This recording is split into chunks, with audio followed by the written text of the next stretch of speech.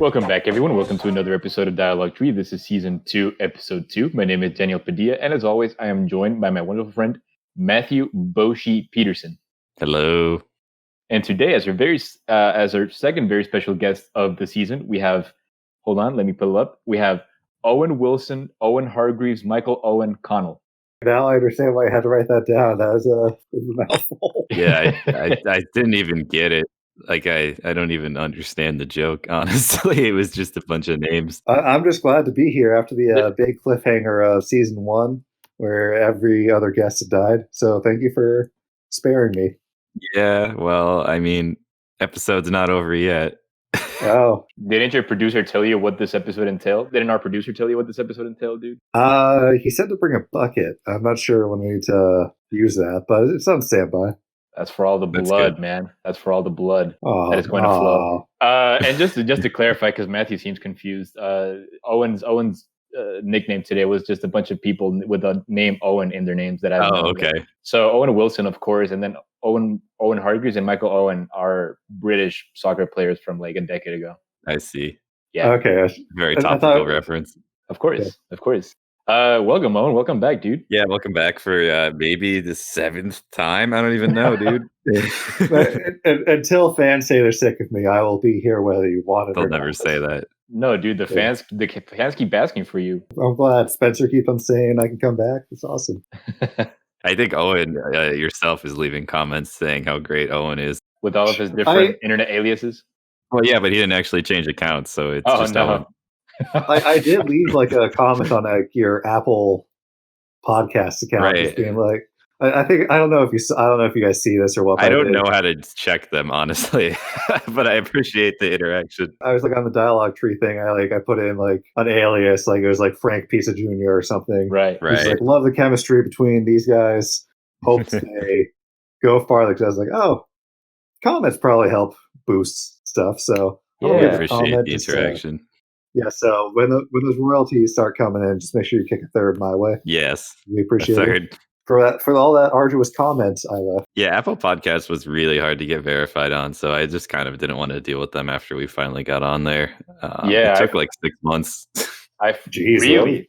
Yeah. So like the first few episodes didn't even air on Apple Podcasts? No, they're there. They're all there, but they didn't go up. They didn't go on at the same time. No, and I applied like at the same time for all of the things, so right. It's just really slow. But anyways, thank you for being here, Owen. Glad to be here. What's going on? You guys want to update? You guys want to give an update on your life? Hell yes. Yeah, sure. Go ahead, then, Matt. Okay, so you guys saw this. I did a really cool, not a speed run, but a game showcase event with Cam for like shoot 'em up games. We did Darius Guide, and he played it, and I did commentary on a live stream, and it was very fun. It was a really good run. He died right before the final boss, so it was kind of scary because he wasn't like used to not being all powered up. So it was actually kind of a tense run, but it was a really good stream, really good time. I loved watching you guys on that shit. Yeah, it was a great time. Yeah, it was fun. I was going out on a hike right when you sent that link, so I'm trying to find it again so I can actually watch it. I was like, oh, I really want to see this, but my dogs really need to go outside right now. I think YouTube archives all of its streams, so you can go watch it. I can put it in the description of this episode. Oh, the VOD is up? Nice. I assume. I don't know. Yeah, right. Nice, dude. Well, how about you, Owen? I'd say I'm doing pretty good. I think I thought last week would be a lot more stressful, but I've been being pretty chilled out for the entire time. I feel like on a hot streak right now. Feeling good. What about last week made it seem stressful, or made you think it was going to be stressful? Well, I had the GREs last week. Oh, right. Shit. The day after that was election day. So I was like, all right, I'm taking a 3-hour-long test that I'm not sure how I'm going to do, followed by a pretty tense election I don't know the results to. So I was just like, all right, this is probably going to be a stressful week. Let me schedule a meeting with my therapist for the end of it. But it ended up being pretty good, I think. I think also good. I found out I told you guys I lost like 20 pounds recently. Yeah. So that's awesome. Yeah, that was a nice boost. What are you doing to lose weight, dog? I've been running about 4 to 6 miles almost every day. Very nice. Very nice. in the end, there's no secret. You just have to use more calories than you take in, and it really nothing else matters at the end of the day. Yeah. I guess that was my question. Like, what are you doing to like keep active and shit like that? And that was no. It's still a good question. It's just like there's all this shit surrounding it, right? All these plans and all this, by the book and whatever. But like, it's all literally just like math. It's just subtraction. Right. Consuming, using up more calories than you take in, right? Yeah, of course. I was also curious, I guess, if you had like changed your diet in any way, just because I don't know. Not really. I probably should, just because I got like a cholesterol test and said, "Oh, you're kind of like borderline of normal." So shit. That's not. But it's like a family history thing, so I'm not like too concerned. More just like, oh, this is something I should be aware of for the future. But I am trying to eat a little bit healthier, but also before this, I wasn't eating like a cheeseburger a day and sitting around. How was the GREs in the era of COVID? I talked with Cam about that. I don't know how much I can talk about the GREs. I think if I don't talk about the tests, it's fine. But like, at least, because there's something you sign where it's like, if you talk about the answers, validate your scores. I'm like, all right, probably not going to waste $200 right now. No, that's super fair. It seemed fucking standardized test, man. I talked with Cam who did it in Spain, and like it seemed like security was always a bit of at least to me, it seemed like overkill, because it was like everyone had to like go single file into this room where there'd be 3 cameras. Be like, all right, lift up your legs. All right, we can see that you aren't hiding any test answers there. Show us your wrist. You're hiding anything there. And like everything, like I understand putting away like your phone, and like if you have like a smartwatch, putting that away. But then it was like, all right, do you have an inhaler? Put that in the locker. Do you have a wallet? Put that in the locker. Yeah, like everything was just like stored away. But it went well. Like I think my scores were around where I wanted to for the schools I hope to apply to in the coming weeks. So it felt good. And like afterwards, it felt good to be like, all right, I spent a month prepping for this, and now it's over. Though I know I told you guys this, but there is a story I want to tell about prepping for the GREs. Okay, So I knew this was going to be like, it's a pretty big test. So I was like, all right, I'm going to spend 2 months preparing for this. So month 1, I go to Barnes & Noble. I get the GRE prep book, and I'm going through that. I'm doing pretty good. I'm getting good grades in all the practice. And then I get to one practice test as science. My thought is, well, I don't really think I'm applying to any programs that require a score on science, but I'm going to do this anyway, just so that way I'm prepared. So I finish it, and then I go on to like the next big test, and it says, these are the scores you want to get the equivalency of 4 years in high school. And I'm thinking, oh, that's kind of weird. I feel like if I'm applying to graduate school, I don't want to like saying, all right, I got to at least pass high school. And then I flip to the front of the book, and it says it's the GED prep book. Oh, no. So that's right. So not only had I wasted, like, I legitimately, like, screamed at the top of my lungs just because I wasted a month of pretty strenuous time prepping for a test I already knew I could pass. Well, I guess you're a little bit smarter, at least.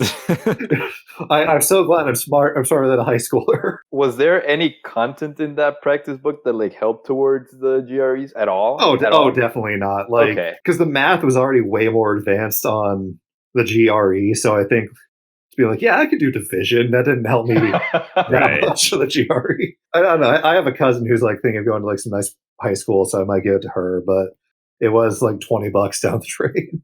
Yeah. Unfortunate. Unlucky, man. God damn. I think I texted you immediately afterwards, being like, motherfucker. Yeah, I forgot about that. I remember that. Yeah, that's good. That's pretty funny. It is funny about the moment. I was just like, oh my god, I wasted a month. Yeah, no, for sure.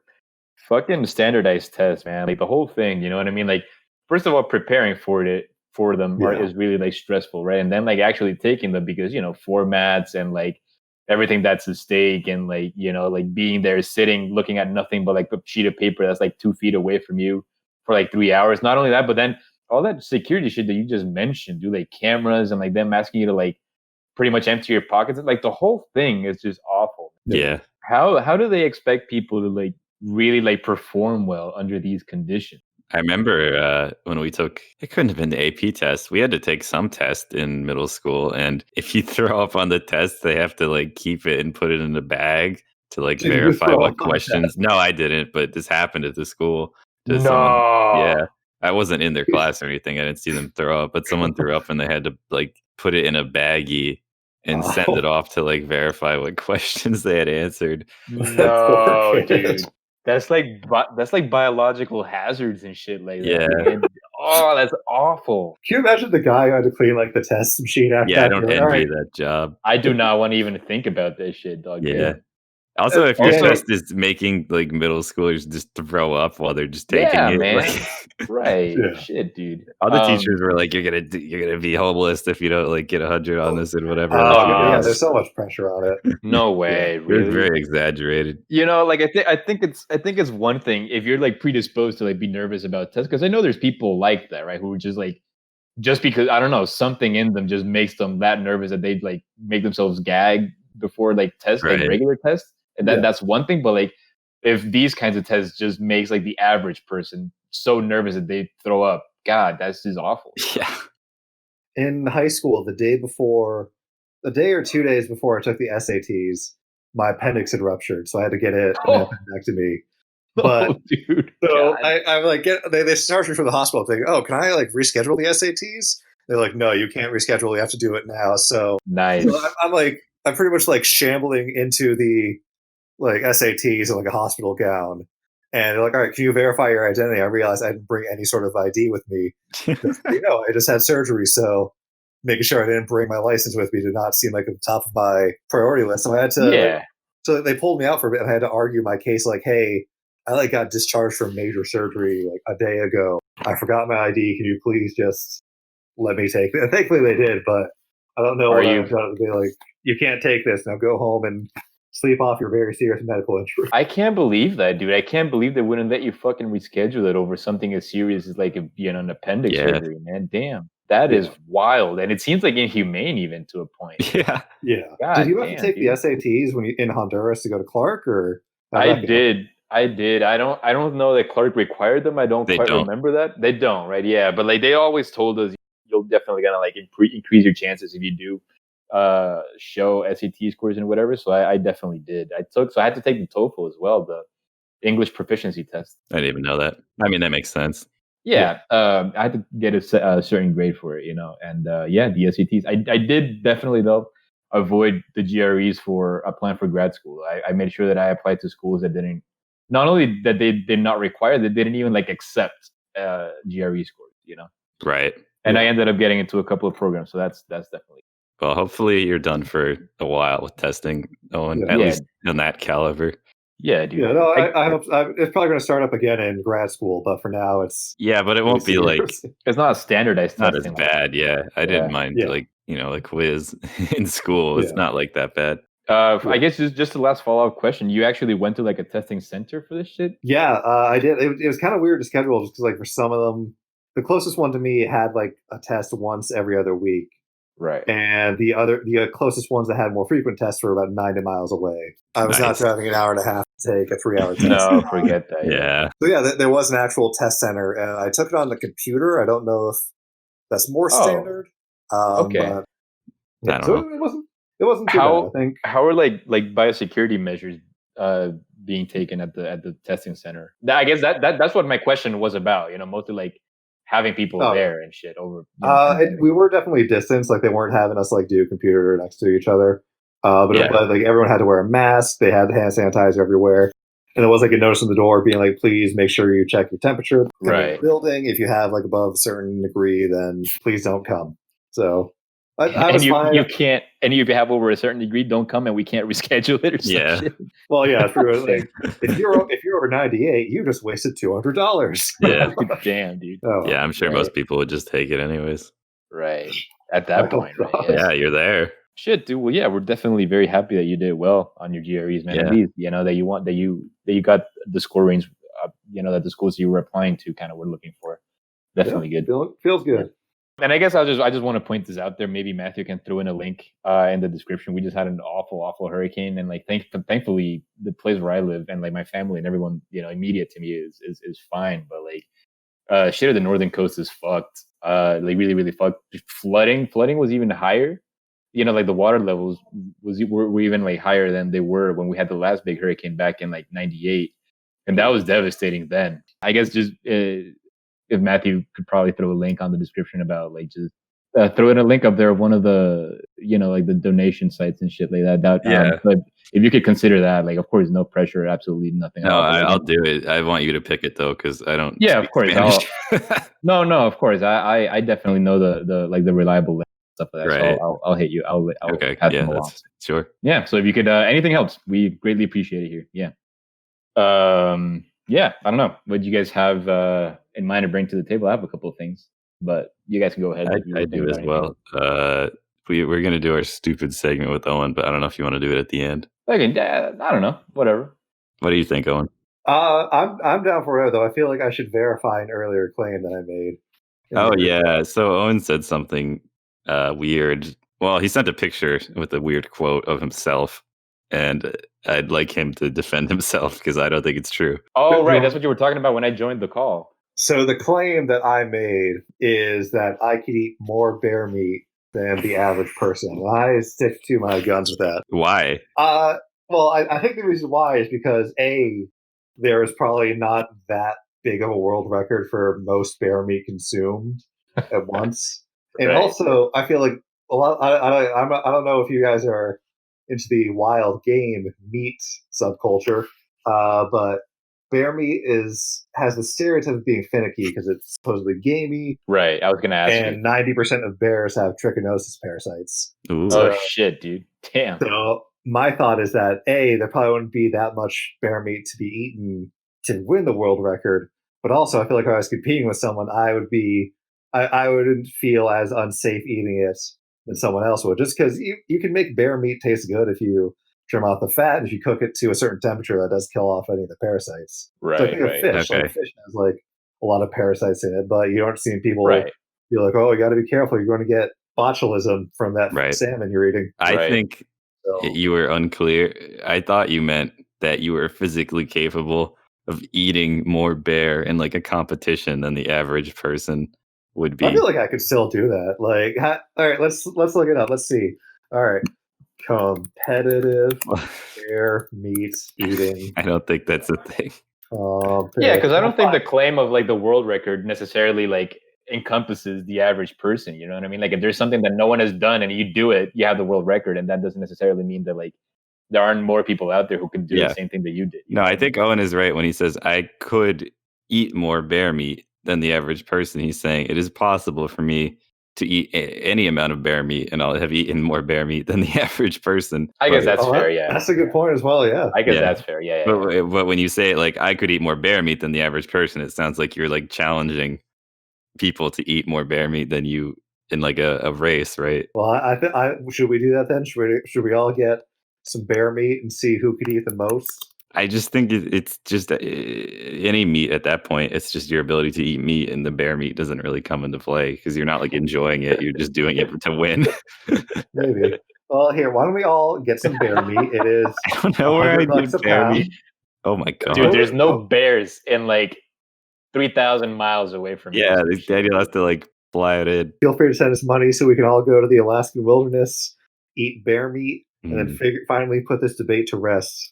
I mean, all the Patreon funds that we receive over the month of November are going to go towards this venture. Okay, I'd like to go to Alaska. That sounds nice. It would be nice, yeah. So is bear like a kind of meat that like is consumed regularly with no, not at all. It definitely isn't. Like I think you have to go to a specialty meat store or like some sort of like niche market to get it. Right. But there probably is a market for it, right? Oh yeah, there's one in Worcester. Yeah. Oh really? Damn, I didn't know that. There's an exotic meat market in Worcester? Yeah, it's by that Brazilian really convenience store. Brazilian, was that near Wormtown or is that something else? No, I don't know what it's called. I only went there a few times.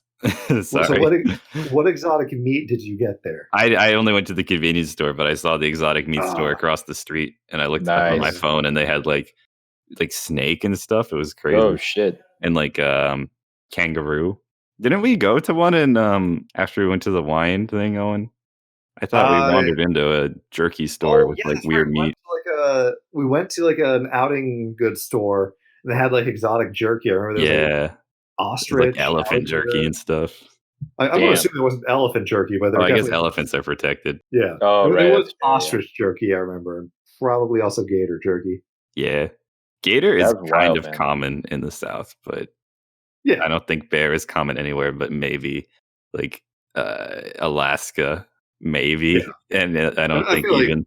I think you also need like a special permit to probably hunt and harvest the meat of a bear. Or you have to have like privileges as like a native. That is it's like an Inuit. Yo, broen. Yeah, what's up, Danny? As the father of Gator Wednesday, are you in favor or against the consumption of gator meat? I'd say I'm neutral to it. I feel like if people like, I'm not one of those people who's just like, there should be no hunting. Everyone should be vegetarian. I feel like hunting deer is a pretty reasonable way to help stop deforestation and like help curb an explosive species. I feel like if people do it safely and they aren't just like dropping massive trawl lines to get alligators, then it's fine. But on the other hand, like it probably is like a pretty hard to obtain meat. So let's say you're living up in a Maine. Let's say you're in Honduras, Danny, and you're like, I want some fine Floridian alligator meat. Yep. Like I'd say that there's probably a pretty big ecological impact on like you importing this alligator meat, right? And having a pound of meat flown over to you. Yeah, that's pretty fair. I don't like see it here though, but it is good. I'll say it's good. Yeah. You've tried it? Damn. Yeah, I was in Louisiana, and they just have it there. Interesting. What would you describe the taste as? It's gonna sound super stupid and generic, but it tastes just like chicken. So would you say that's like the most unusual thing you've eaten, or what? That is like food, probably. I've probably like eaten paper when I was in elementary school or something stupid. Well, I wouldn't say that's unusual. I'd say that's more you being 5. Yeah. Right. Yeah, that's probably the most exotic food I've had. What would you say is the most exotic thing you've eaten, Owen? I'd say it's a tie between bear sausage or testicle soup. Shit. Bear sausage. Testicle soup? What kind of testicle? Yeah, so we were, my dad was taking us to this like a fancy noodle house that we spent like an hour looking for this place, and we finally found it. And like half of the recipe was in English, half of the menu was in English, half of the menu wasn't. So I order I want meatball noodle soup. So I get it, and like I'm seeing that the meatballs are like kind of pale, kind of weirdly shaped, and have like these weird things on them. So like, oh, that's weird. Kind of doesn't look like a meatball. So I take a bite out of it. It has a texture I've never had in my life. I was like, oh, these are testicles. It's ball meat, not meatball. They got it backwards. Right. So I did not end up having lunch that day. Oh, really? You didn't like it? Well, I was like 10 at the time when we went there. So I was like, ew. Yeah. I feel like nowadays maybe I'd have it just because like it's a delicacy and it's important to use like every edible part you can. Like as a 10-year-old, you're like, I don't want to eat that. Not only that, but like I feel like even not at whatever age you're at, like when you're expecting something, when you get something that is not what you expected, that always like throws you off. You know what I mean? Like you like envision something and you're like preparing yourself to like actually savor that, and then it just brings you something completely different. Like the menu is wrong at a restaurant and they gave you the wrong dish. Like right. Are you not sure what kind of testicle it was? I'm gonna assume beef. Like I think I said, like beef ball test. Like it's usually bulls, right? Right. Yeah, I think that's it. I don't think I've ever heard of any other kind. Have I gone on the show talking about that before? Oh yeah. Talk about what? Because I do fucking like it. That's what bull balls are fucking amazing. Like at the restaurant that we get them at here, grilled and like a little bit of butter and garlic. Damn, dude, forget about it. It's incredible. So I think now I'm no longer 10. I would give it a try again. And the way you're describing it does sound good. I wholeheartedly recommend, completely unironically, wholeheartedly recommend bull balls. They're fucking amazing. Would you say bull testicles are the most exotic or out there thing you've eaten, or would you say something else? No, I don't think bull testicles. Is that really that exotic where you live, Daniel? It sounds exotic. Yeah, I don't think it is really. I know people are probably thrown off by the idea of it, but I don't really think it's that exotic. I think iguanas are still kind of like not the easiest thing to like come across to like consume, Have you eaten an iguana? I've eaten iguana, yeah. It's pretty good. Exotic. So what is it? Yeah, that is exotic. What is that like? Again, it's also pretty similar to chicken. It's a little Isn't that weird? It's a little firmer, not as dry as like say like a white meat is, but it's definitely firmer than like chicken, but it's very good. Like again, this was a long time ago, and I don't know if it was like a certain kind of recipe that it was cooked in, but I remember it being very, very good and something that like I would gladly have again. Yeah, I'd be down to try it. Like, yeah, man. I think there's a few foods I'd be like, yeah, well, all right, bananas are the one thing I would never, ever willingly eat. That's not very exotic at all, Owen. They're so mushy, and bananas are kind of exotic. In the 40s, I don't know about that. Not here. They're not exotic for shit here. We were like in like the 40s. We're like the world's biggest exporter of bananas. That's true. It's even less exotic for Daniel because they actually grow them there. Yeah. I will die on this hill. Bananas suck, and everyone's lying. Plantains, no, they're pretty good. You wouldn't even have them like frozen, dipped in chocolate. No, dude, I hate like they're like such a weird mushy texture, and they're not mushy. They're frozen. I don't want to chew through a banana. Like, they have like such. Wait, you don't want? What do you want? Something that's not a banana, man. Literally anything else. Yeah, I don't think I'd ever heard anyone being so opposed to. I mean, I respect it. Yeah, I think bananas are pretty neutral, pretty bland, generic food. They're so easy to eat too, precisely because they're so soft. You know, like you eat a fucking. Like an apple is like super firm and like it has all these fucking seeds and like the core is weird. But like the banana, you don't eat the core, man. I know, but like you at some point you just start like chewing into it and it's just like it's just like wood. You know what I mean? No, I got to get that crunch. Like I can't handle mushy foods like bananas just because it's like so. Well, what about like plantains? Fried plantains are primarily fried and smashed. Yeah, but they're crunchy. Plantains can chill with me, but bananas kind of go. Yeah, plantain chips are pretty good, but they're awful for you. Plantain chips? Yeah. What do you really? I don't know why. It's just fried plantains, but they have like oil and salt on them. Oh yeah, well yeah, of course. Okay, so I actually asked Owen to prepare something this week. Actually, I guess I'm just doing this all the time because he did write that short story for us last time. All right. But I asked Owen to bring some memes that we may get and may not get because he's always sending weird memes to the group with no context, and we're trying to understand what he's talking about. And sometimes they'll just be like a period of 6 hours where I have no idea what Owen was saying the whole time. So we asked him to show some cool images with us, and we will describe them and try to decipher them. And if we can't, Owen will explain whatever the hell he was trying to convey with them. Yeah, and I can put these images up on the Instagram. Yeah. We'll definitely have them available for you to go look at if this is not enough for you. If you haven't followed us yet, we're on Instagram we're Dialogue, of course, but I forget exactly what the handle is. Let me just. That'll be in the description too, I suppose. So it's just straight up at Dialogue Tree. Yeah. Okay, nice. Yeah. All right, so Owen, whenever you're ready, just throw us something in the. We'll say if we understand the image or not, I suppose. All right, you want to describe this, Matthew? I think this is an easy one. I'm going to say yes. I would say I understand. Yeah, it's a picture of an anime girl ripped from manga, and someone has photoshopped out whatever she was saying, or maybe not even, but she's saying, drink this and do your best, and she's winking and holding a can of Bush's original baked beans.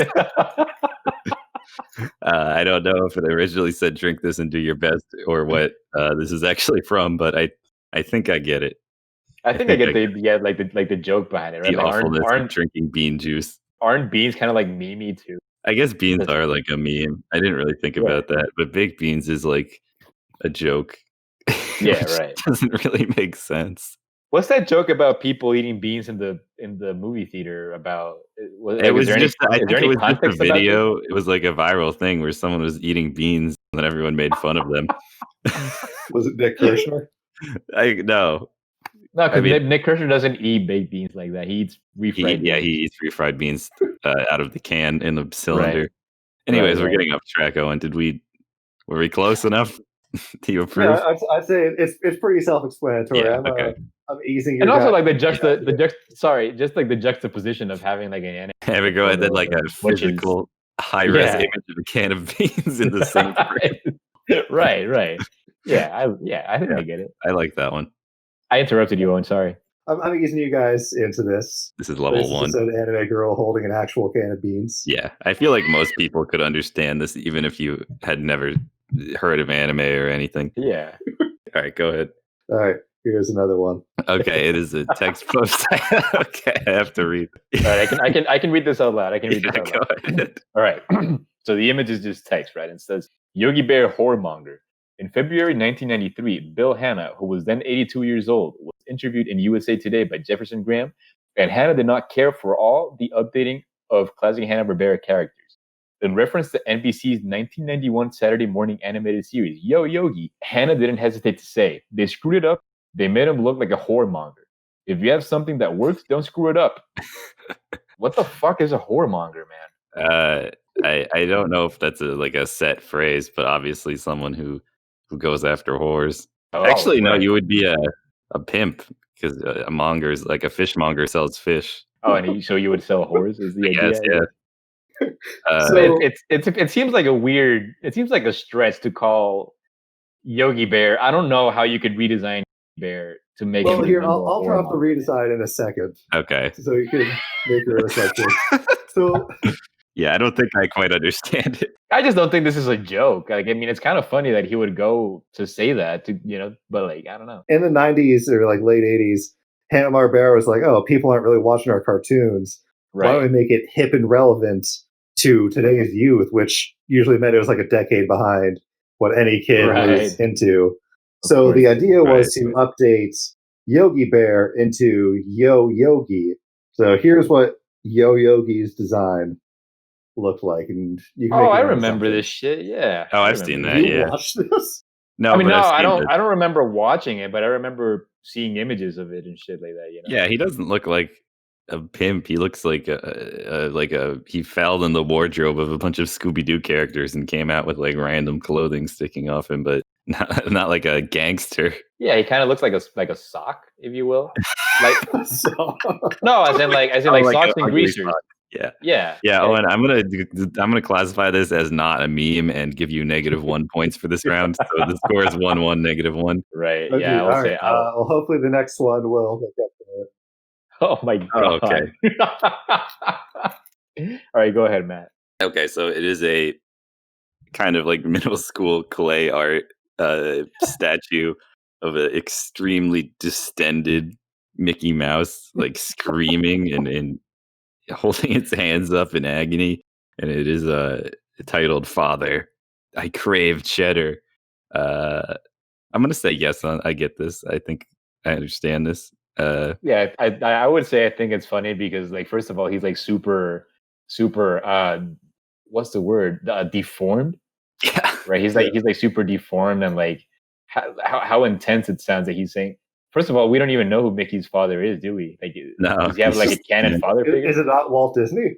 I mean, I don't know. Oh, right. I suppose so. That guy didn't like the Jews so much. I don't know if they want to have that be canon. Right. And I think it's funny how he would say like, "Father, I crave cheddar," and like, the agony pose that he's in. I think that's a good way to say it, Matt. And there is like an internet trend of like redesigning cartoony or like innocent things as like Lovecraftian monster nightmare stuff with like kind of horrifying phrases that like imply something is wrong, like this like open-ended kind of nonsense, but it seems like something's off when you read it. I think that is kind of a trendy thing, and this is kind of in that vein. Yeah, and right. It kind of gives off the vibe that he's like suffering, and like his suffering will not stop until he has consumed the cheddar. Right. Yeah. And he's like, something is obstructing him from getting it too. Right. Yeah, something's keeping the cheddar from him. Yeah. Yeah, I like this one, Owen. Yeah, it's pretty good. I'm gonna give me and Daniel a point for that one. Right. I think we got it. So what is the point system? Like, what do we win at the end? Don't worry about it, man. Yeah. Don't worry about it. I haven't decided yet. All right. Oh man. Okay, it's getting more advanced. You want to go ahead? All right, this is like a furry animal, not a furry animal, like a furry anime girl, if you will, right? Because like definitely an anime girl, but it has also like kind of fox ears, like very very bushy fox ears, big hair, claws. I don't know even what kind of like animal claws to like compare this to. But also seems to have some kind of like foxtail, not a foxtail, but like a very bushy tail as well. Definitely looks taken out of like some kind of visual novel, or like a visual novel type video game, or like a phone game. or like a right, like a phone game type thing, right? It's like a frame.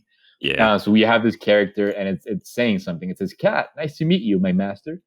And it's kind of like formatted in the way that like old Let's Players formatted their videos, as in like there's like a like a tiny little window in the top right corner showing the Let's Player's camera recording the Let's Player, right? But the Let's Player is Bernie Sanders in some kind of weird room. What the fuck even is that room? Bernie is supposed to be streaming, and he has sound foam on the wall to reduce sound the foam, noise. right? Of course. And the only thing I don't understand here is this weird cat girl says, "Cat, nice to meet you, master." The only thing I don't get is why she says cat.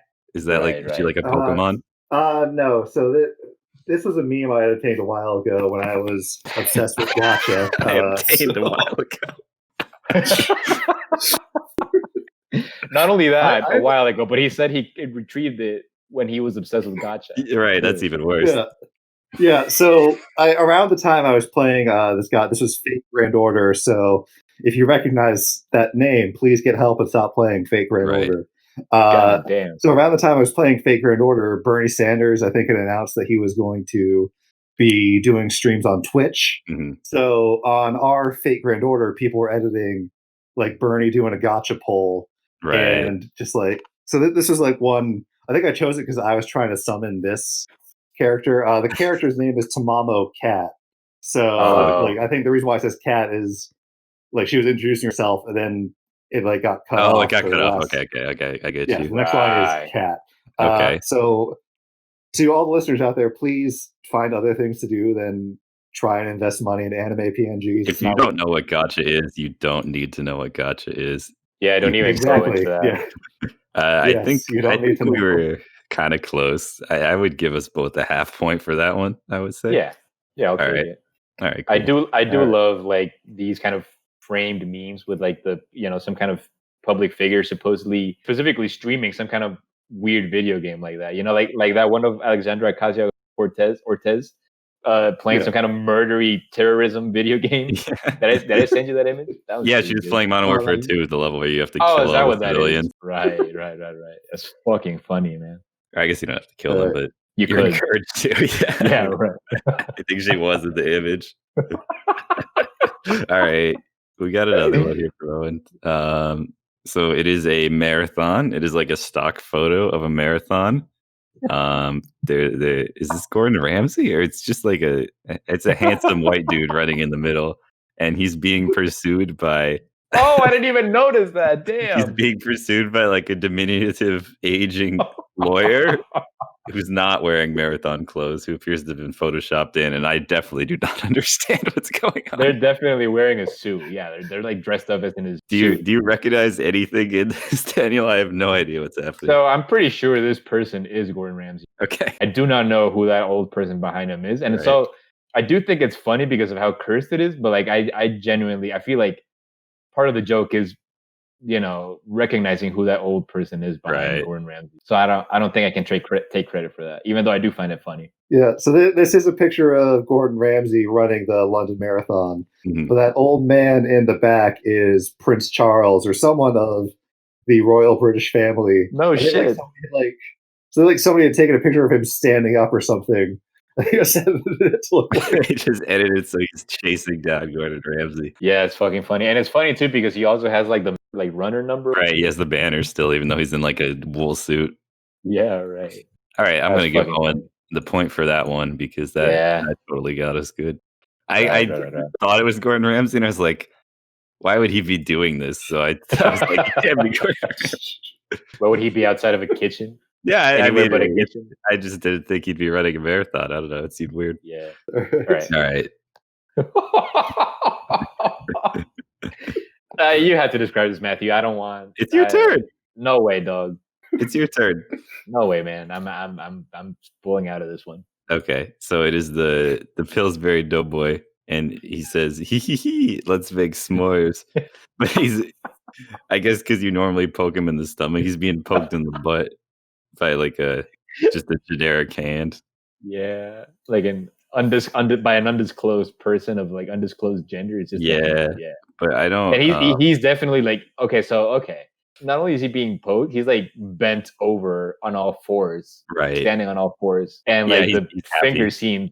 He's happy, right? He's definitely smiling, and the finger, you know what I mean? Like it's not. You can't see like the finger. It doesn't look like he's just. That shit's deep in there. Is what I'm trying to say. You know, so the finger, yeah, deep in there. I kind of get the joke of it, that like you poke him with your finger in the commercials, but I don't really understand the innuendo of s'mores in this context. Is there any?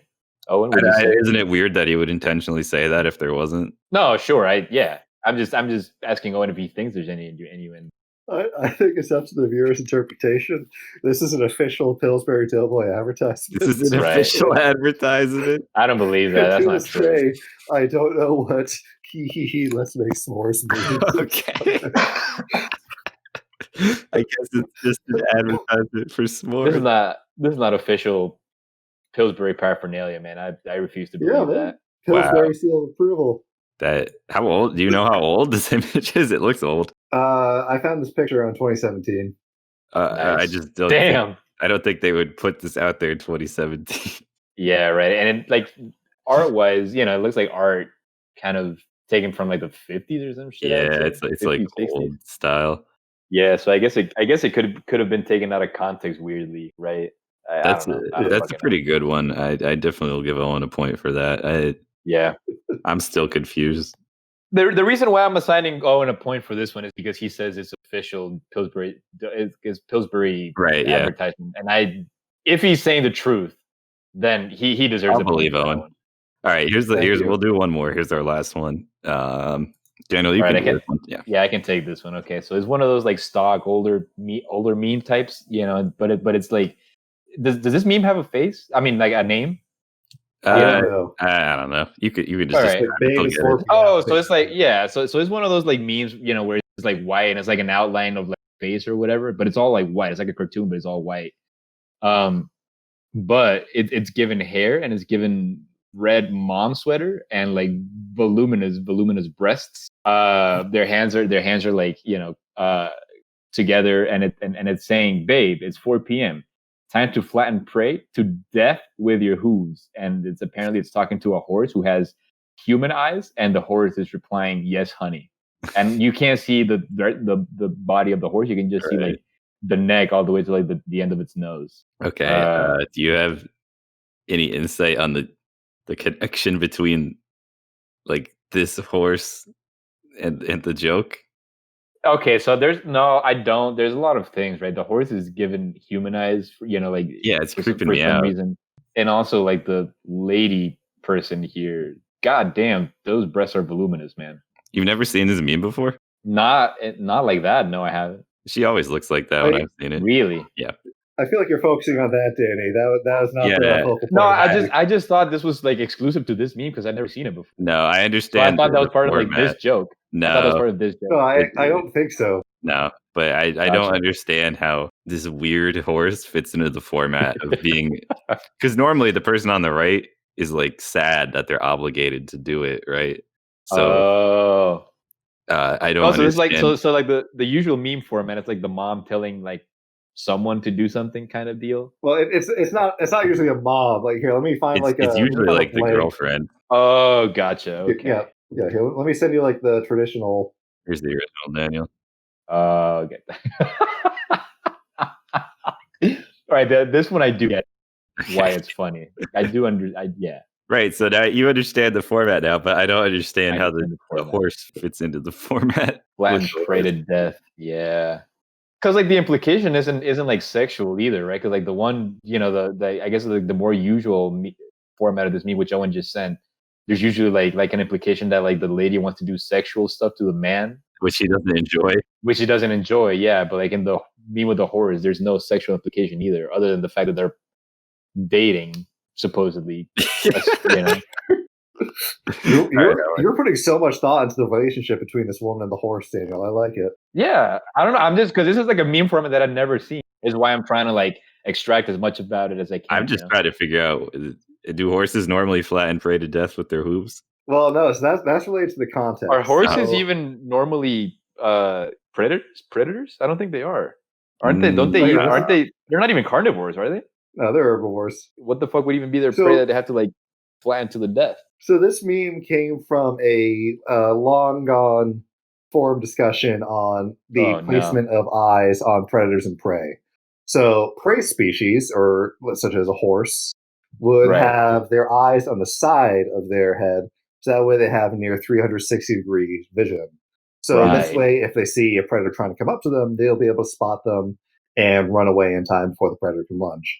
Predators, however, have forward-facing eyes because it gives them better depth of field, which means that if they are trying to hunt something, then they can actually see how far away is it, what I have to do to actually get it, and does it notice me yet?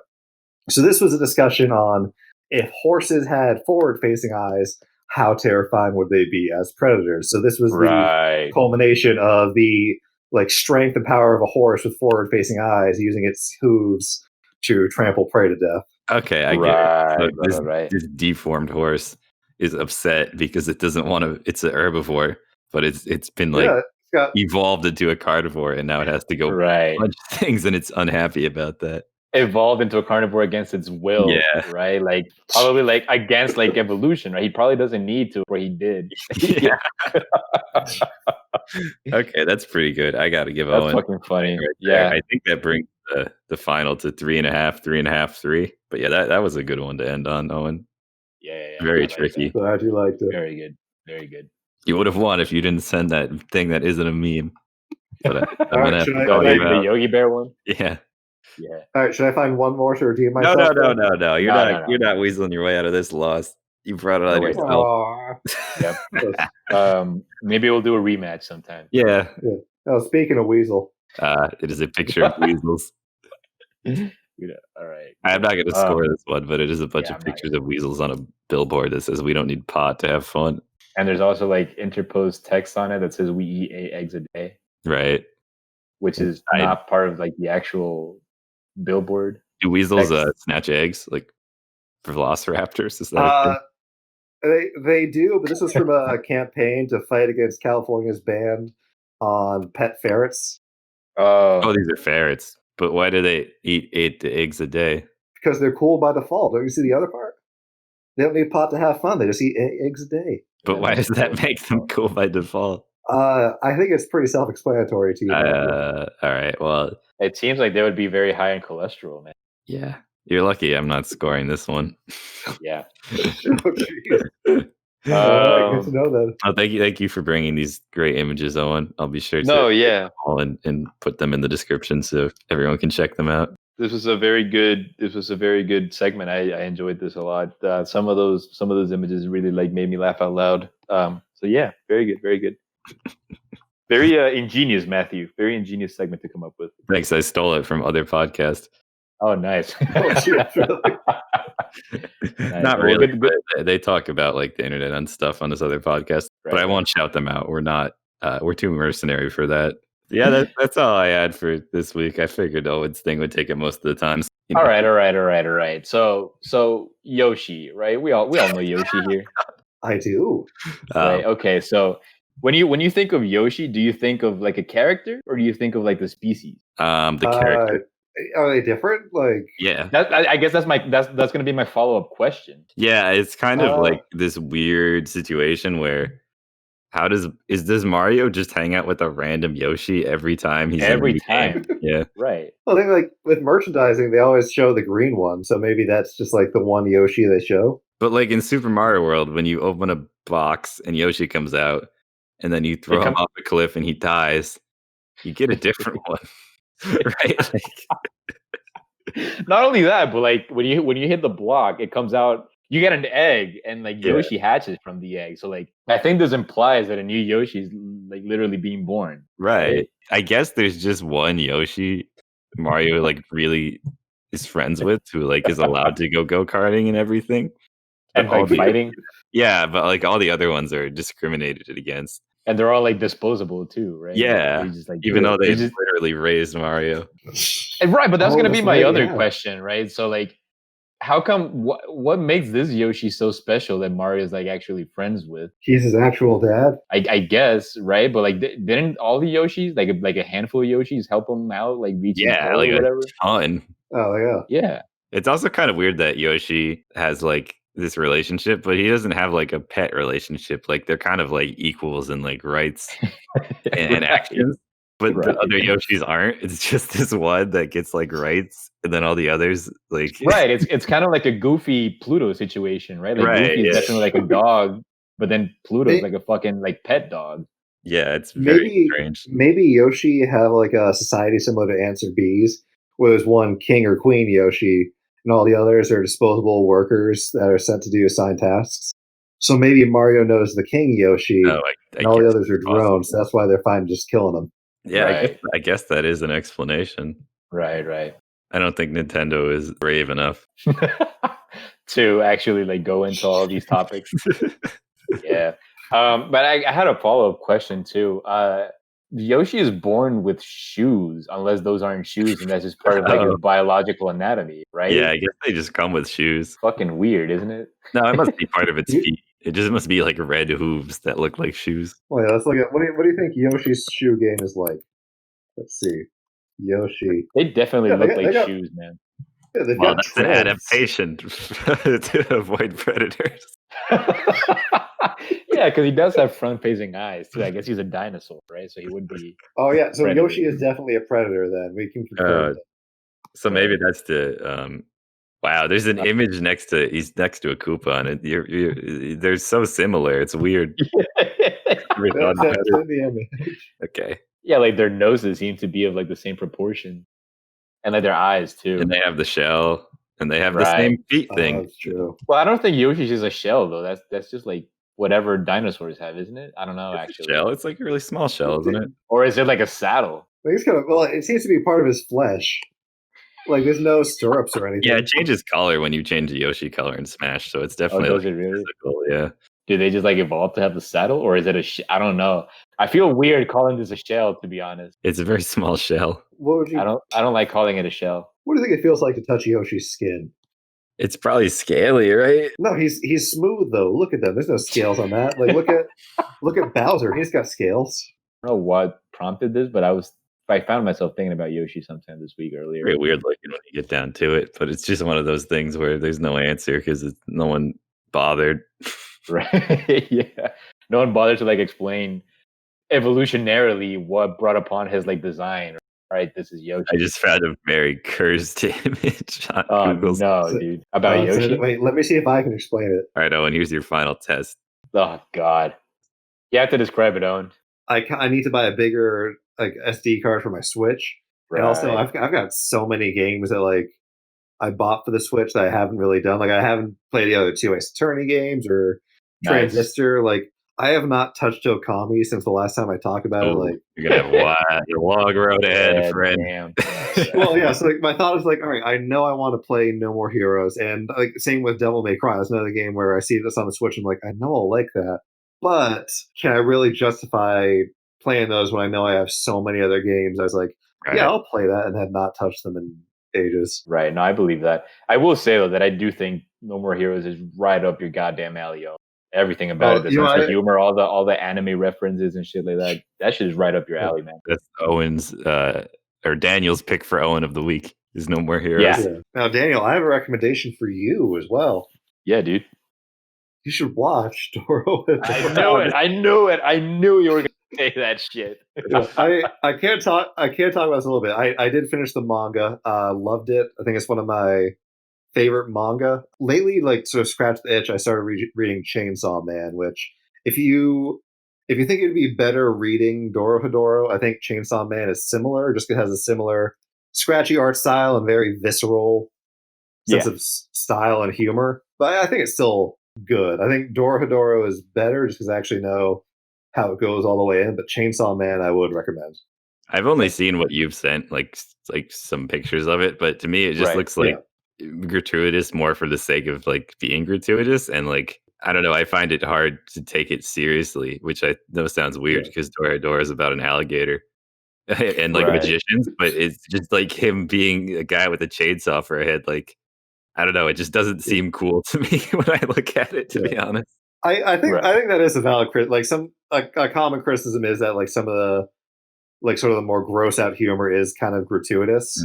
I think that Chainsaw Man, like they do kind of set it up. The the backstory is that they haven't explained why, but in human society, there are devils that are kind of representations of people's fears. So like there's like a devil based around people's fear of like sharks or people's fear of. That's kind of interesting. Like there's this really cool one where like they meet like the devil of darkness. But pretty much the more people fear something, the stronger the devil is. So pretty much again, like the main character is kind of like a gopher for the Yakuza because he's in so much debt, and that he's like, all right, I sold my eye, I gave off like a quarter of blood, sold my testicle, so now I can have a slice of bread for dinner tonight. So pretty much the Yakuza betray him, and he's saved by this one devil who's like the embodiment of a chainsaw. And they're like, all right, you've had a pretty crap life. I can save your life, but in return, you have to show me every dream you've had and make it come true. I'd recommend it. I think it's not for everyone, but it has been scratching the itch that Hedora left. Right. Very cool. Yeah, thank you for the recommendation, dude. Yeah. Hell yeah. All right. Well, now I've exhausted my repertoire of topics for the day. Yeah. We're running out of time, so I'm not going to talk about Katana Zero or anything like that this week. Maybe next week. So what have we learned today, boys? I learned that there was Bill Hanna was upset about Yogi Bear's redesign for that 1993 spinoff Yo Yogi. What? 1991 spinoff, actually. I'm trying to think of what I did learn today. I learned that Daniel has many questions about the evolutionary feasibility of Yoshi. It's true. Yeah. I mean, when you get down to it, it just doesn't make sense. I learned that not only is there like weird source filmmaker Boshi and Yoshi born, which is just odd, but I also learned that Gordon Ramsay runs marathons, which right, yeah. I mean, it makes sense that he does not just like cook all day, but I don't know. It was weird. He's also a black belt in judo. Really? Yeah. Is black belt really the highest, or is it just a rank? I think it's the highest rank. Okay. Black belt. Does it have a picture of him in uniform? Well, I believe that he's a black belt. What is the highest rank in judo? I just looked it up. There's like degrees of being a black belt. So there's 1 through 10 in black belt. Oh, right. Yeah. So I don't know. But anyways. Yeah, I guess tune in next week when Matthew Peterson is going to talk to us about the implications of the Vietnam War. Yeah, we'll get there. Sounds like a fun episode. Hell yeah, Owen. Thank you for coming, dog. Thanks for having me. Oh, we'll get to talk about Reagan, Right. Yeah. I'm excited. Yeah, thank you for being on. Always a good time to have you on. Always thank a pleasure. You for bringing the memes, and we make sure to check them out in the description and check out whatever charity Daniel sends to me. I have no idea what it'll be called. Yeah, the memes that Owen sent to us will be posted up on the description of the episode, and they'll also be on our Instagram as well. So make sure you give us a follow. All right, we'll see you later. Peace. Hell yeah. Goodbye.